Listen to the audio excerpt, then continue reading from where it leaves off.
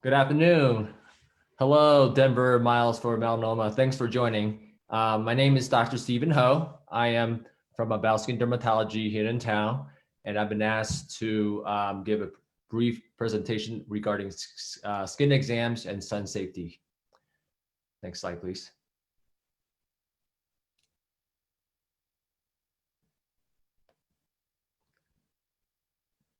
Next slide, please.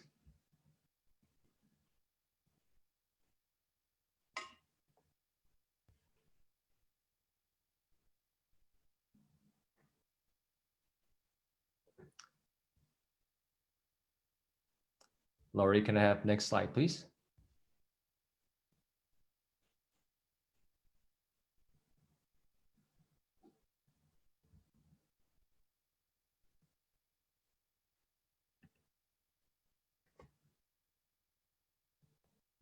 Next slide, please.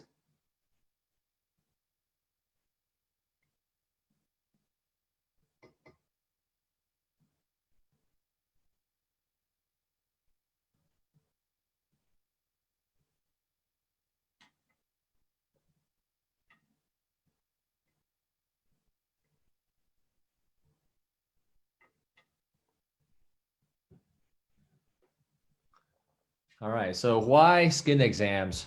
Well, simply put, it does save lives. As most of you know, 1 in 5 Americans will develop skin cancer. And when caught and treated early, most of the skin cancers are highly curable.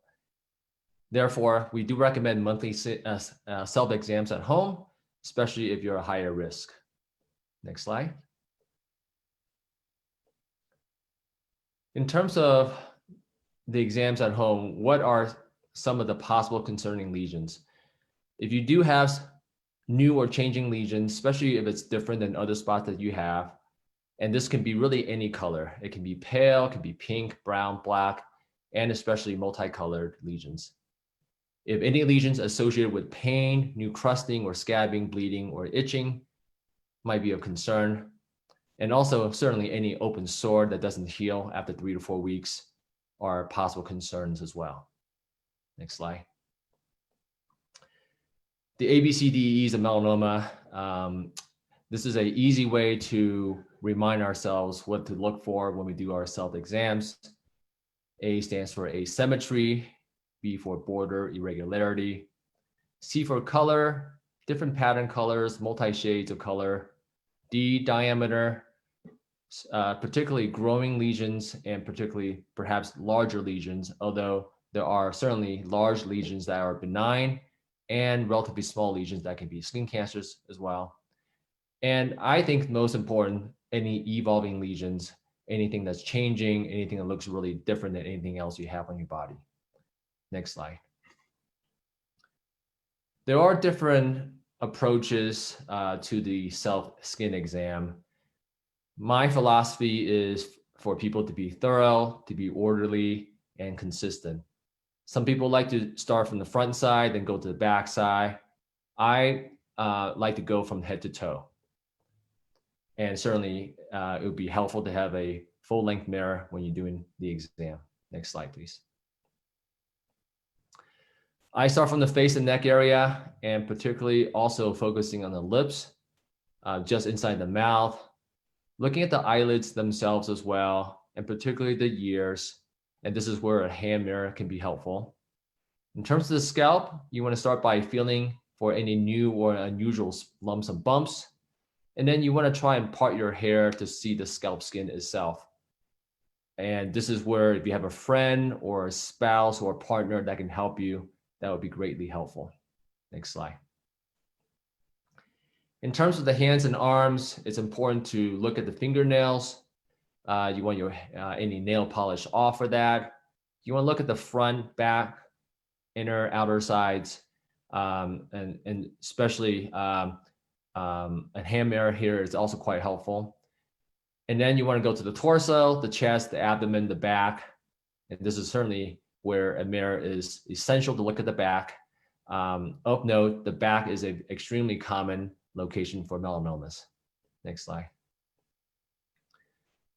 Moving on, you want to look at the legs and feet. Here, I also emphasize looking at the toenails, again, having any nail polish off. You want to examine in between the toes, under the feet, using a mirror if you need to look behind your leg, behind the knees. And then following that, you should also look at the private buttock areas. Some people might ask why there. I have seen skin cancers in these locations. There are some skin cancers that can develop outside of sun exposure, perhaps from an HPV virus or other causes. And so definitely this is a location that you don't want to miss. Next slide. In terms of sun safety, certainly seek shade whenever possible. Avoid peak hours if practical, and that's between 10 and 4 p.m. Wearing a wide brim hat, which protects the ears better than a simple cap. Sunglasses, of course. And I think clothing is extremely important. There are plenty of different lightweight protective clothing that's available in the market these days, some with UPF ratings.